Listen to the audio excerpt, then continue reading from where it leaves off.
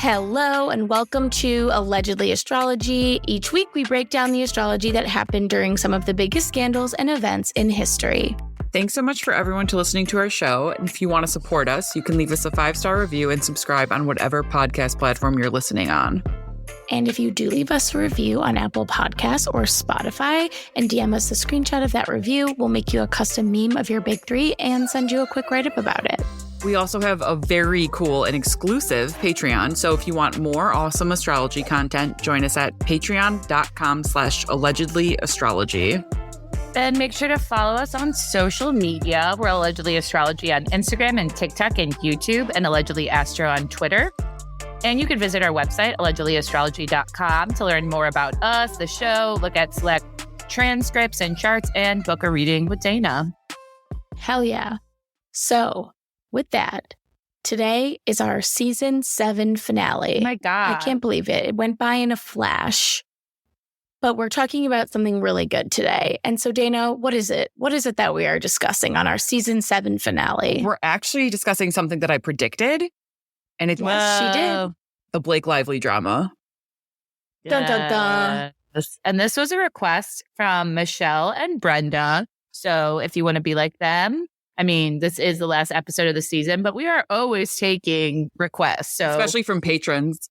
yeah. Yes, that's very true. And yeah, we usually sprinkle in some bonus episodes when the lightning strikes. But yeah, we love hearing from you guys. So definitely let us know what you think and what episodes you want us to cover on the Patreon and in a bonus ep. But let's get back to our girl, Blake Lively. Summer 2024 has not been particularly kind to her. And on the Patreon, we talked about Blake and Ryan possibly not having the best year. That's what Dana sort of said, like, guys, looking at their transits, they're going to have some drama. And Sarah and I were like, what do you mean? They're like squeaky clean. They're in the Taylor Swift universe. How could they have drama? They are protected by the Taylor Swift tree pain aura. But alas, it seems like Dana's prediction is certainly starting to come true.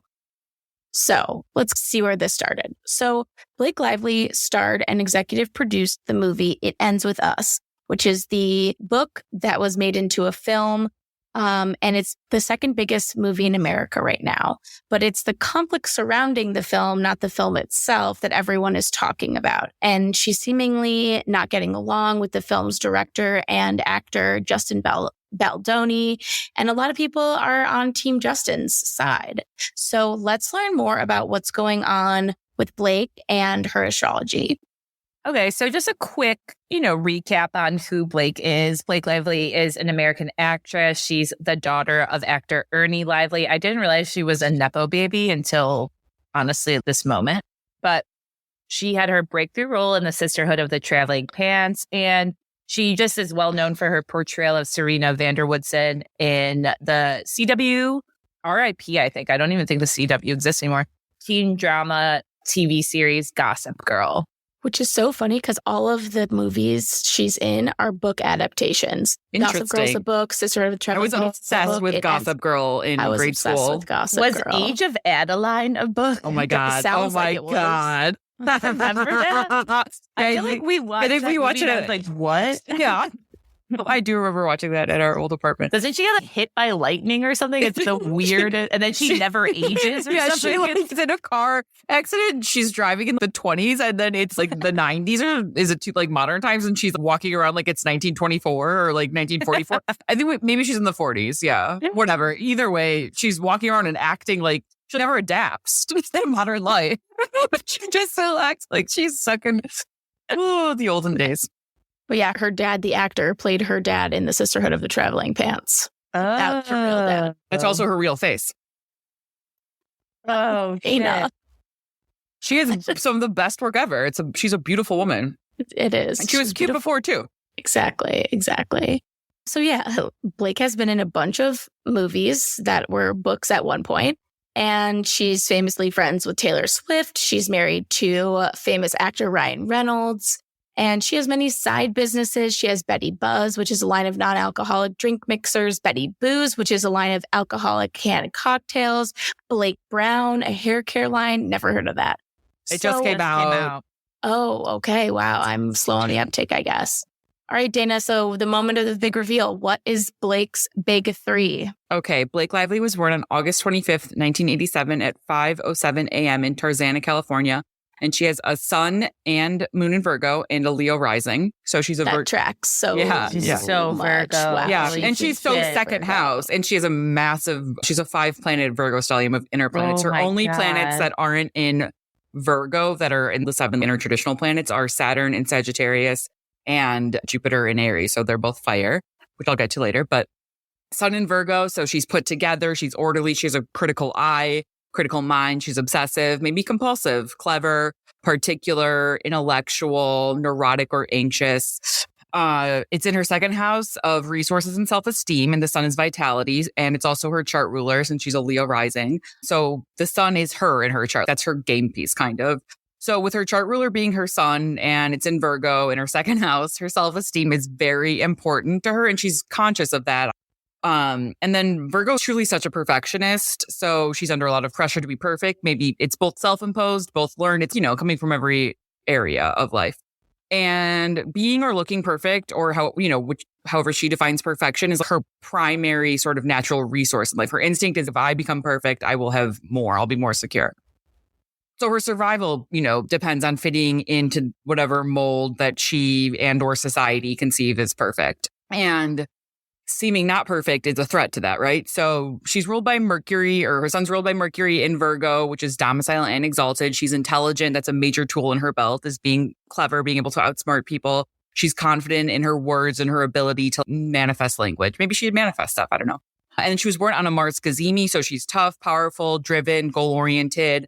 Going after what she wants is how she gets things. Aggression or sex could also be tools in her belt. Or, athletic, because I think she might have been an athlete, or she did a really good job playing one in Sister to the Traveling Pants, which I remember seeing once. I don't know. I remember liking the book when I was like 12. And her Mars Cazimi in her second house could be maybe she loves to spend money, because Mars transiting the second house is a time when you're usually spending money.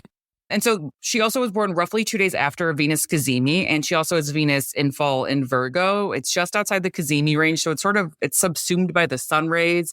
Venus falls in Virgo because Venus is love and beauty, and Virgo is a sign of perfection. So neither love nor beauty can be perfect and real at the same time. So she also might make sacrifices. Maybe it could be insecurity. It could be sort of just self-conscious or wanting to always sort of perfect things. It could also be a coping mechanism. And then she has a Virgo moon too. So she's born on a new moon. So her life is about creating herself. And her Virgo moon rounds out this Virgo stellium. Her moon is in, of course, the second house in Virgo. So she can have a sensitive stomach or a sensitive nervous system. The second house is nutrition and nourishment. Second house upset stomach. Yeah. Is that what I am picking up? Is this like hot girls have tummy problems? Yeah. She's the original hot girl with a tummy problem.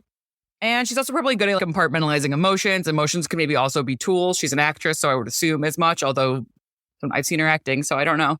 And she's a Leo rising, so she's a celebrity. Leo's a sign of the celebrity. She's known for her hair. Leo's a sign of hair, the mane. She's literally a golden girl. Leo's the sun. It's a sign of gold. And she's stunning to look at, Yeah, wow. Her hair is so Leo rising. And her skin is golden too. Yeah. I think about, remember when she was pregnant and she just let her roots grow out and it looked like amazing. And then I think everyone who was pregnant had this like weird sense of false confidence that they would be able to grow their roots out like she did and it would look amazing. But really, you just look like busted as hell. Oh. I think about that a lot because it honestly did look so good. And it's like, I don't even think maybe she had a little bit of salon help, but it looked like really good. I don't remember this at all, but I believe you. I believe every word you're saying. I'll send it to you. So because her sun's in Virgo, her identity is tied to appearing perfect and or embodying perfection, right? She also has Jupiter in Aries and Saturn in Sagittarius, both trining her ascendant. So this is about luck with Jupiter and hard work with Saturn.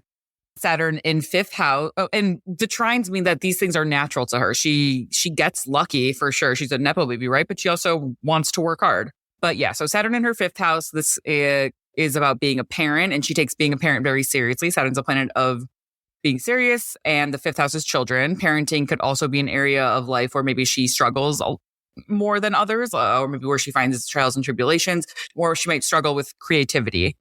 And Saturn is also squaring her moon. So she could be cagey with her emotions. She could be really about refining her emotions, reflecting and, sort of trying to cut things back, reduce things. And maybe her children keep her feelings in check. Or maybe she realizes that she has to compartmentalize her emotions for her children. It seems like they're hands-on parents or whatever. I don't know if that's just their thing or if it's true. Either way, that really goes along with having Saturn squaring her moon, I think. Her mother could also have been tough or someone who taught her how to do that. And Pluto is conjunct her IC. So there's an inner intensity and it could be related to her childhood home. She could have inner motivations or her current home. They could just be different than how they appear from the outside because Pluto's really about an inner locus of control that could get out of hand if not really sort of interrogated. And Jupiter, it can also be, I guess, upsetting endings because the IC is endings.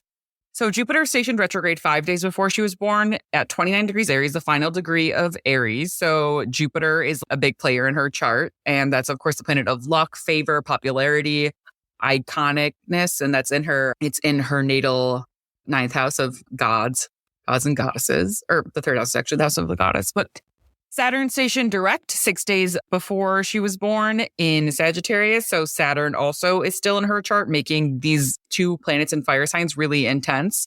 And Saturn also being about hard work, it could also put her under extra sort of scrutiny. And then Uranus stationed direct, or that could really be about either struggling with children or creativity. Uranus stationed direct 7 days after she was born in Sagittarius. So maybe that's when she got into, it's in her fifth house too. So that could be when she got into being creative, some sort of like art. Maybe that was when she got into acting. And then Neptune stationed direct 22 days after she was born in Capricorn. So age 22 could have been a time that she really popped. That would have been 2009. And so, yeah, I feel like that was sort of around the time Gossip Girl was really in its heyday because I think it definitely premiered in September 2007. I remember watching it in my college dorm theater. So anyway, yeah, Neptune's also really related to fame. Marilyn Monroe had it in her first house. Yeah. I'm very surprised how Virgo she is. I actually was just reading this book and it was more about how the tropes of Virgo are that you're hypercritical, you're organized. But the book I was reading talked about how Virgo actually is this sign of an independent woman because it's a virgin, but virgin became much more attached to, virginity and like the religious sense of the word. But before it was just basically someone who could create because it's the sign of the changing of the seasons, the reaping and sowing. It's very like fertility, but in the form of creation, which I thought was like interesting. Gorgeous. It's interesting because she's so like, I'm sure she's independent. She's obviously independently wealthy, but her public persona is so tied to Ryan Reynolds and their marriage. Yeah. Their family. And also when I think about her, I have like no hard opinions about her, but I haven't been a fan for a very long time. Oh, really? Like I'm honestly harshly critical of her in a way that I know is a me thing, right? And Yeah, this is just one moment. Like it's a moment where I'm validated in that, but I don't think that it's like I'm correct. And, I just have always had a sort of a sense that like, I don't know, there's something about her affect when she talks that makes me not believe her. Interesting.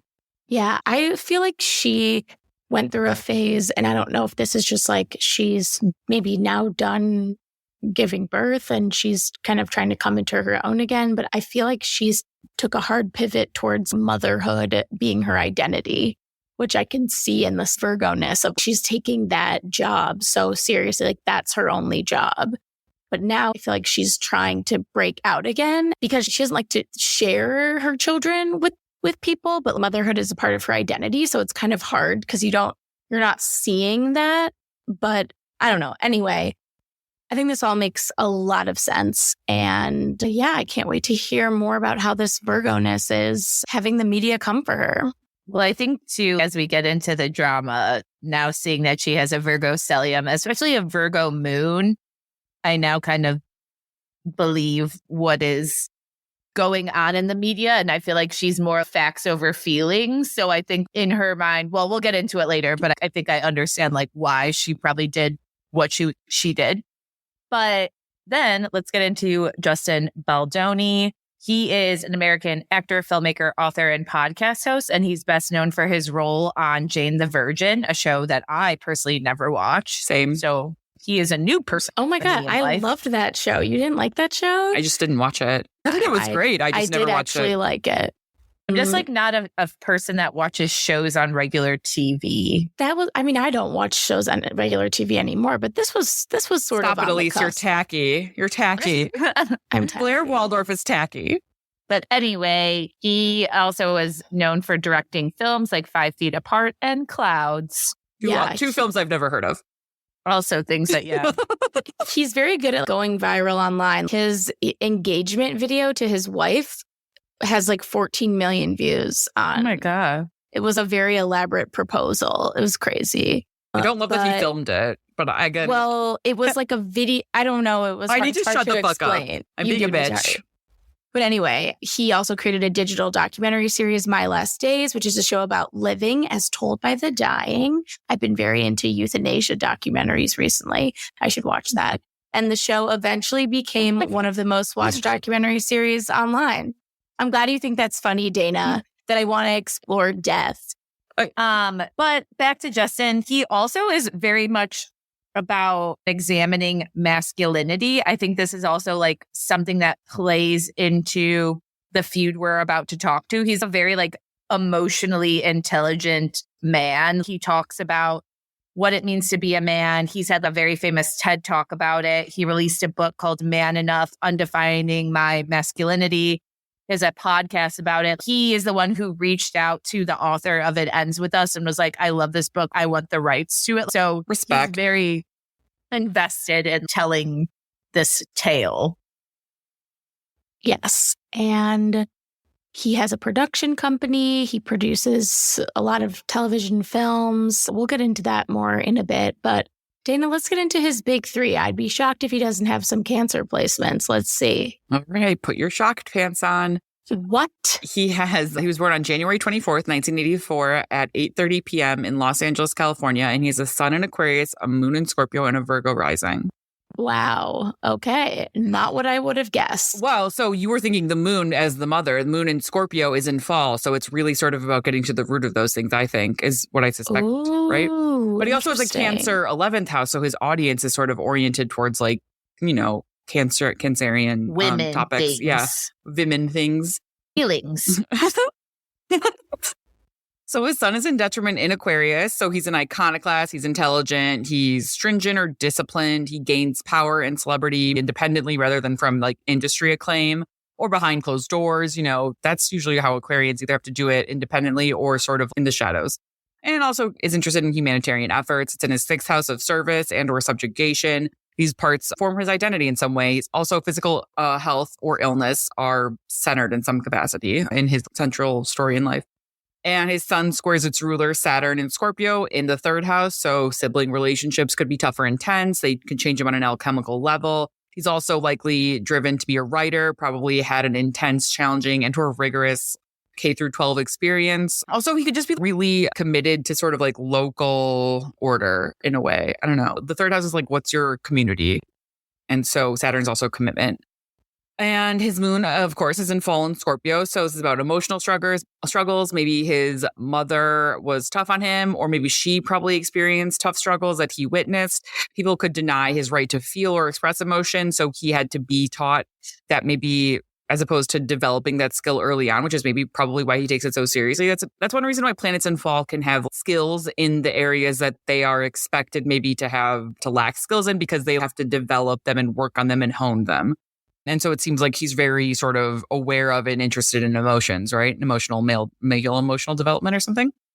And his moon is rejoicing in the 3rd house. So this is also the house of the goddess. Like I said, the moon loves to be in the 3rd house. So that also strengthens his moon. It's accidental dignity. It's the 3rd house of siblings, writing, his immediate environment, neighbors, K through 12 education. All these things shape his emotion and his work. He's sort of aware and present and is an environment wherever he is. Also, journaling could be an outlet. And I guess journalism must be too, because he's a podcaster and he wrote a book.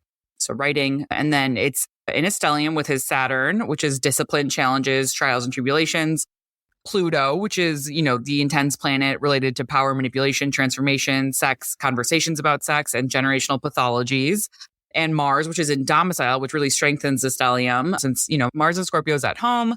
He's intense, incisive, and he's a Virgo rising. So this really takes that intensity, that incisiveness, the observational presence of a sun in Aquarius and the intense, and what's the word I'm thinking of? Like detective, sort of investigational presence of the moon in Scorpio, and then the calculated and precise Virgo rising. It's just he's a perfectionist, health conscious, verbose, particular, tactile. His Mercury is in 5th house, the house of creativity, and he likes to pursue passion projects. These are the projects that you work on for yourself.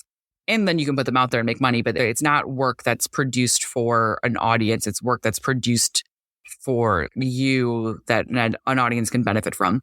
And then his Mercury is in Capricorn, so he's litigious, deliberate in his execution, and he plans all the way to the end. He doesn't start projects without first drawing up an agenda. His midheaven is conjunct the North Node in Gemini, so this is being nudged into the public eye. Destiny piloting his career to some extent. Maybe he feels hesitant to be seen. The North Node can be hesitance. He's very mercurial with his ascendant and midheaven both being ruled by Mercury and Mercury in Capricorn. So like I said, he plans all the way to the end.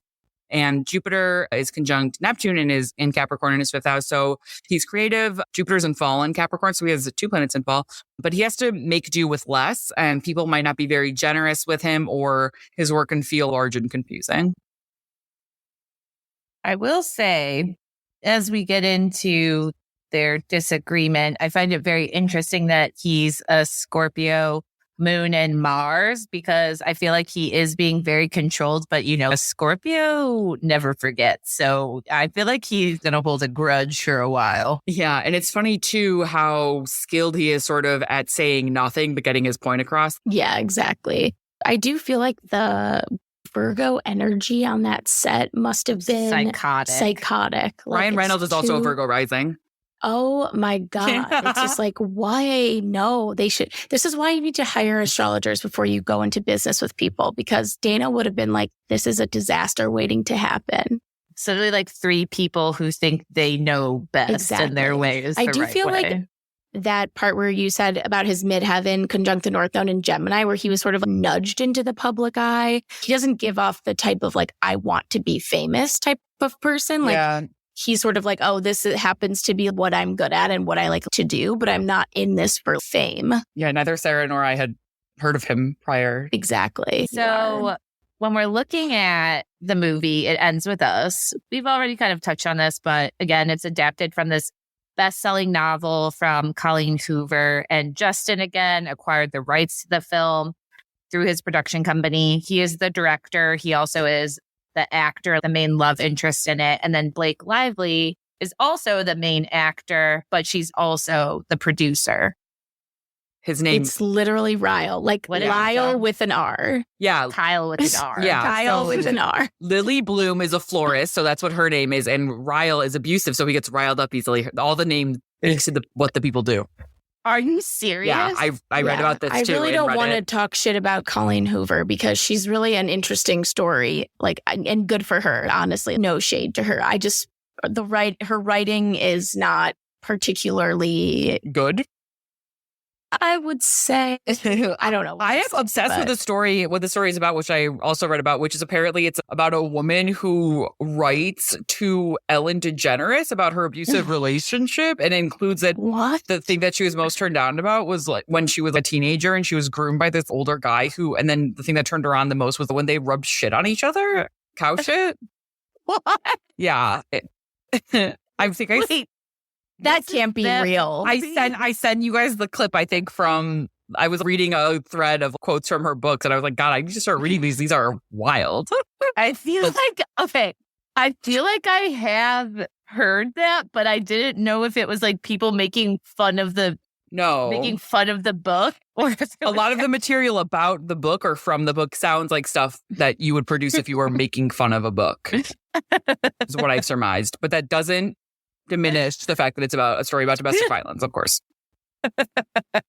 Yeah, basically the whole thing is this is a movie at the crux of it about domestic violence, but you wouldn't know that by any of the sort of trailers. You wouldn't really know that. And I feel like even some people online have complained that there was no trigger warning. They went and saw this movie thinking it was like a rom-com. And then they were like, wow, I'm triggered from previous abuse because this was not what I thought this movie was about. Yeah, some people on Reddit were saying that they had to leave because they had suffered domestic violence and they were triggered by it, but because they didn't know. So let's get into the drama. Basically, rumors began swirling before the film's release that Justin and Blake were clashing over creative differences, which honestly makes sense. It is two Virgo people just wanting it their way.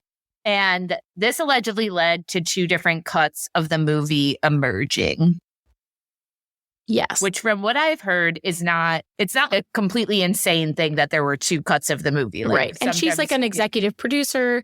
There's often times differences between the executive producer and the director. That's why a lot of movies have director's cuts. And because, the executive producer, their job is for this movie to make money. Like Dana said about Justin's chart, that doesn't seem to be his driving force to make money. But people noticed that Justin did a lot of his press for the movie separately from Blake, which is a pretty big thing for the two main leads to do. We saw a lot of this with the Don't Worry, Darling drama. And so this is sort of like people are noticing things on press tours. Like press tours say a lot about what's going on behind the scenes of movies. We're in such an era of like people being attuned to that sort of thing. It's interesting. Yes. Yeah.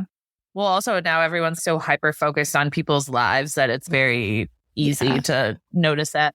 But Justin also didn't pose with his co-stars and didn't introduce the film ahead of the screening. Like, obviously, when you're the director, you introduce it. Did not happen.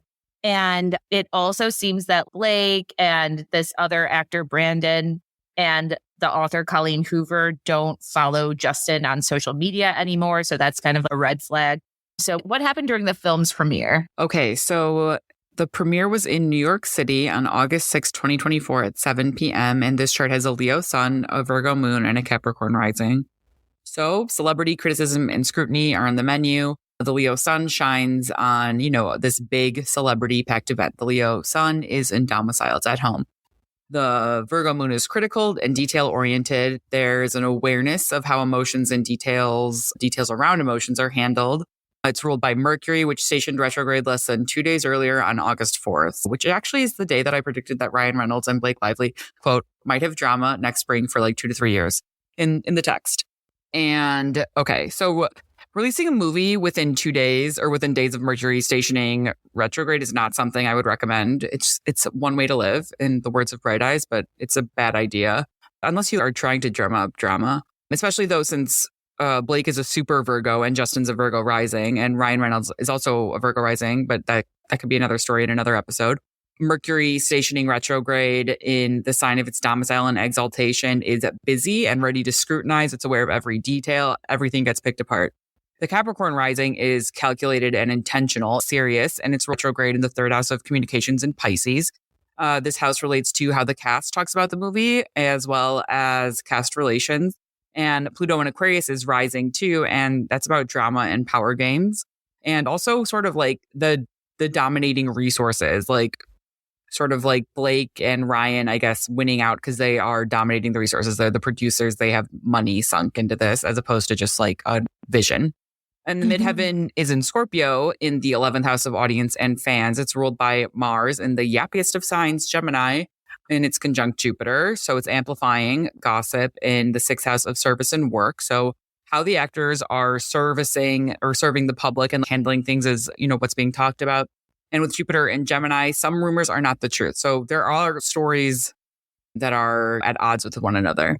And this conjunction also squares its ruler Mercury, which had just retrograded, stationed Mercury in Virgo, along with the moon and Venus in fall. So this means there's major tension between how the event is planned to play out and what actually happens with regards to the overall tone, the people present, and the nitty-gritty details and the aesthetics. They're all coming under fire. All are subject to scrutiny.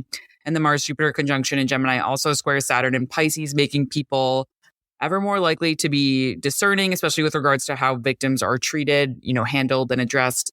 Pisces is the sign of victims, and Saturn is really stringent and disciplined in terms of making sure things are sort of orderly.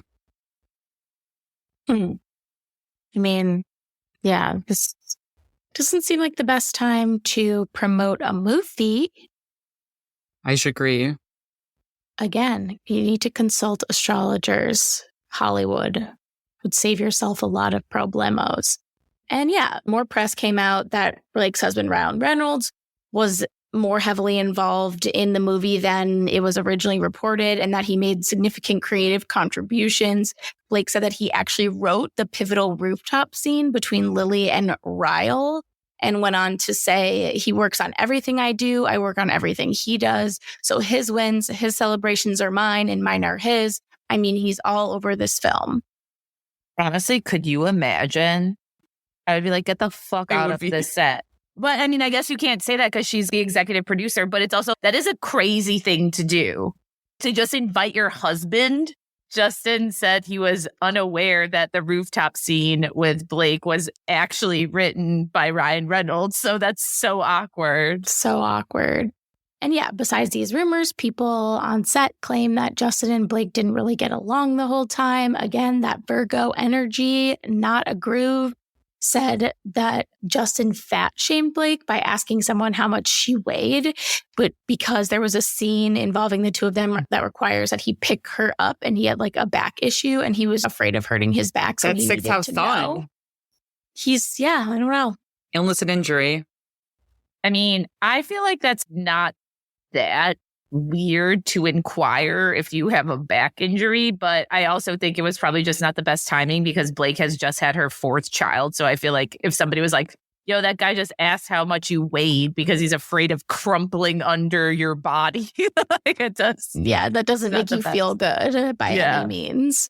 But yeah, and according to other people in the know, Justin didn't really like that Blake Lively invited Ryan on set to direct some scenes, which I get. That would be very bizarre. And so we are going to look at Blake and Justin's synastry on the Patreon because, again, I can't say it enough.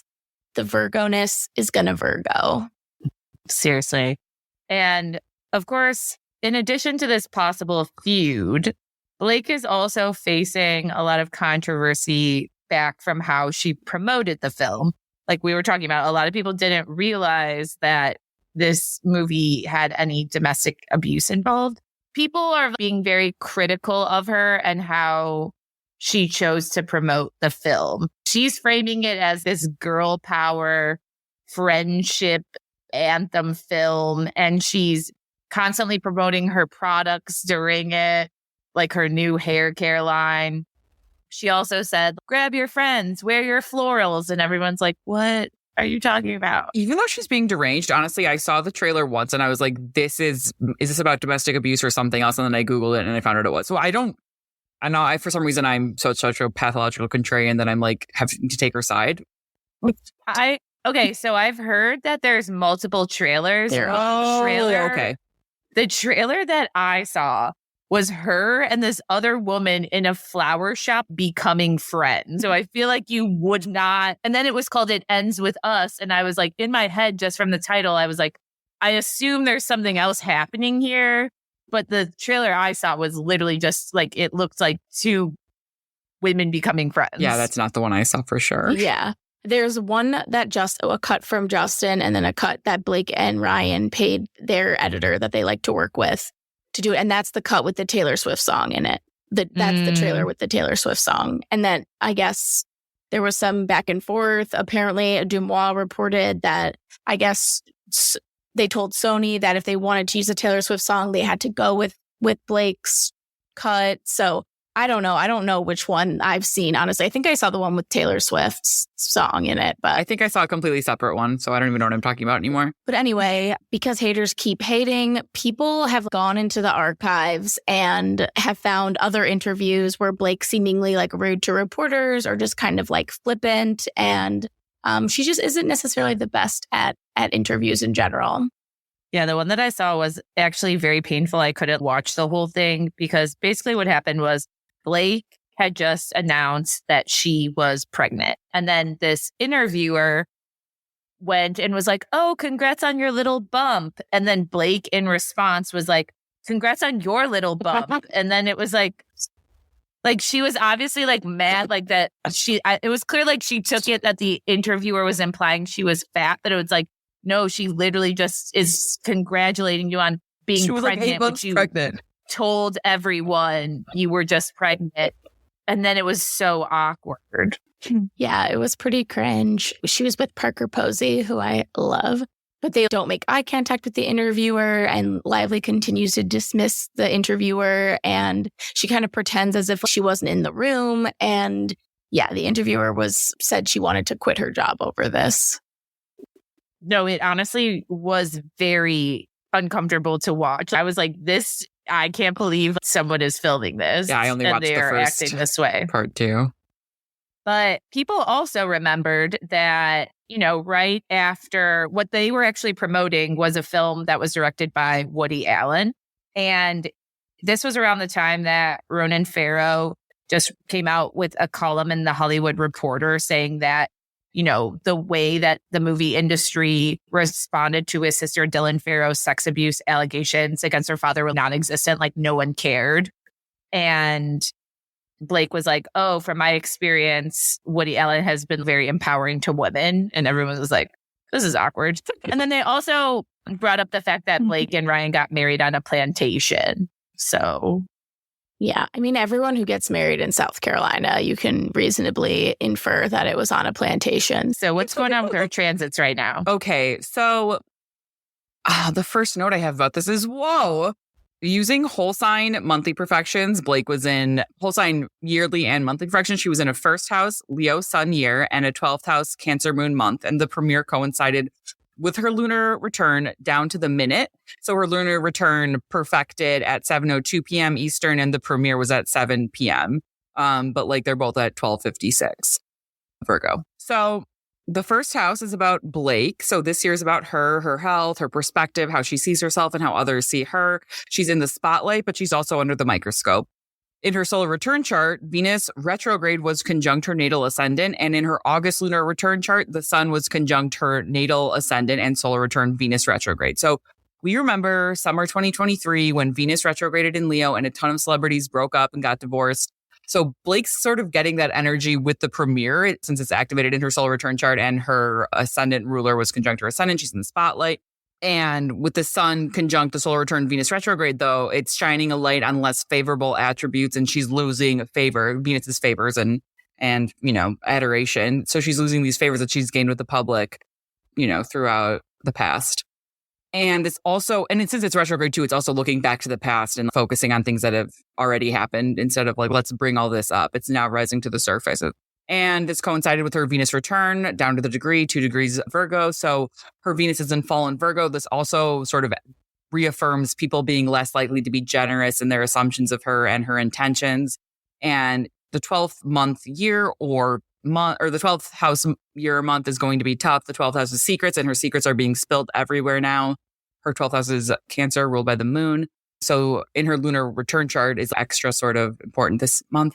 And in her lunar return chart, the South Node is conjunct the midheaven in Libra. So it's draining grace in her career and she's getting bad press. And her solar return moon was in Sagittarius, conjunct her natal Saturn in her 5th house of passion projects. It was also activated by her lunar return ascendant. So with the lunar return ascendant conjunct her solar return moon during her moon month, that really is a time to watch out. It's a yellow caution sign, especially since they're both conjunct her natal Saturn, the planet of discipline, scrutiny, tough times. And especially because she has a night chart, making Saturn the most difficult planet in her chart. A night chart's when your sun is below the horizon, the ascendant line. Oh, yeah. She got. She got. Yeah. Got. She got clapped. Astrologically. Astrologically clapped.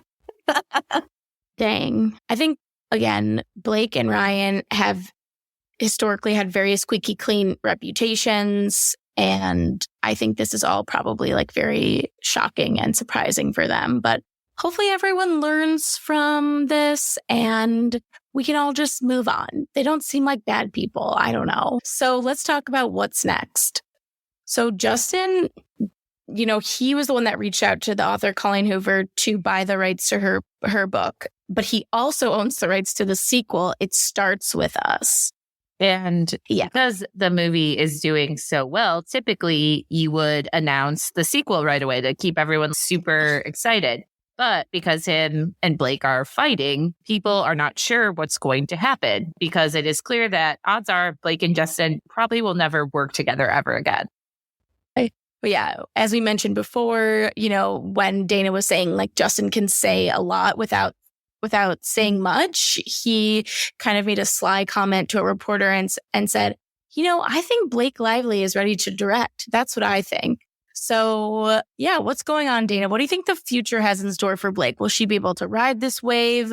Is this movie ever going to get made again? What's going on? So her solar return was on August 24th, 2024 at 3:54 a.m. in Tarzana, California.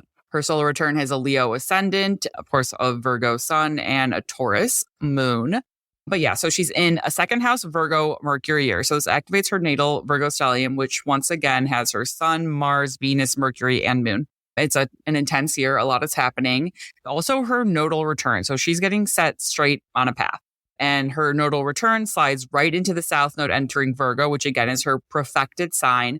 And that happens on January 11th, 2025. So she'll be stripped of certain resources, or she'll sink a lot of money into certain investments, which I guess could speak to, buying a book, the rights to a book. And it's not necessarily negative, but it will certainly be transformative. Her solar return, Pluto, is in partile conjunction with her solar return descendant. So her marriage could be intense under scrutiny, or that could speak to other contracts. It could be sort of maybe buying the book and it being tense in some way, or overpowering people, or other people sort of trying to overpower her. Her perfected Time Lord is Mercury, which is not only retrograde in Leo in her first house of self, and also the first house of the solar return chart. It's stationing within days of her solar return. So it's either a year of rigorous self-reflection and rewriting her story. So she's offered that opportunity. Or it could be a year of sustained scrutiny that chips away at her until she becomes a new or different person, or both. The moon in Taurus is conjunct her natal midheaven. So wherever the moon is in a solar return chart, it can be where things change a lot. So there could be a lot of changes in her career, but it's in Taurus, it's exalted. So it's also maybe about really restabilizing and establishing career security in a new, different way. And her solar return Venus is in fall in Virgo in her perfected sign, and it squares Mars and Gemini. So that's gossip. Venus in Virgo in her second house squares Mars and Gemini in her 11th house of audience. And so that's people gossiping, scrutinizing Blake and what she has, her talent, her money, her values, which is already happening. And Jupiter is squaring Venus. Jupiter also in Gemini squares Venus. And that could add defenders who also, I feel like it's people who probably defend her and who won't stop talking about it, or maybe people say the wrong things. I don't know. It could also just be an avalanche of gossip. It doesn't have to be people necessarily defending her, although I know those people are in the mix. I've seen them on Reddit for those 2 days. And Venus is opposite Saturn too. So Venus is opposite Saturn and Neptune in Pisces. So she might be less favored by investors this year, or it could provoke dark or confused ideas about her own psyche, because Neptune and Pisces are transiting her 8th house, which is about therapy and sort of like your deep psychology. She could also maybe be denied grace. Venus opposite Saturn could be, about denying someone. And then her solar return ascendant is at 0 degrees Leo, and Mars retrogrades in Leo this year into Cancer, so into her 12th house. So those dates that you'll want to watch out for are November 5th, 2024, January 4th, 2025, and then April 18th, 2025. That's all the days when Mars will be conjunct her solar return ascendant. So that those could be days. Mars is her favored malefic. So that could be a day when sort of like she's building back to get into the spotlight. And maybe April 18th would be some sort of good news announcement. And then finally, one thing to watch out for. So one of the reasons that I said that Blake and Ryan were going to have a dramatic few years is because they both have significant Virgo Pisces placements. So I saw that Ryan's descendant was getting eclipsed. I think his descendant is 24 degrees and the eclipse on September 17th is 25 degrees. So that's either the marriage having problems or Blake literally having problems, because sometimes eclipses in your 7th house will be about things happening to your partner, your business partner, your marriage partner, anything that you've, signed a contract to, or Commonwealth partners too. And then, so those nodes also will be crossing all their Virgo and Pisces placements. And on March 3rd, 2026, so now we're, 2 years into the future, year and a half, there is a total lunar eclipse exactly conjunct Blake's moon. So that could be something interesting to look out for. The next year will be really transformative. Also, Saturn and Neptune will be conjunct her natal north node. So that could be taking on a very different and interesting opportunity. I don't know what it'll look like, but it's quite compelling to me. All right, Blake and Ryan, buckle up. Buckle up. Buckle up. Well, thank you guys so much for riding with us this season. We love you, and make sure to DM us, and we will take into consideration all of your requests for season 8. Yes. Thank you guys. Yay. Thank you guys so much. I'm Elise. I'm Dana. And I'm Sarah. And this is Allegedly Astrology. Good night. Bye. We'll miss you. Miss you. Season ends with us. Oh, yeah. Good. It's a good one.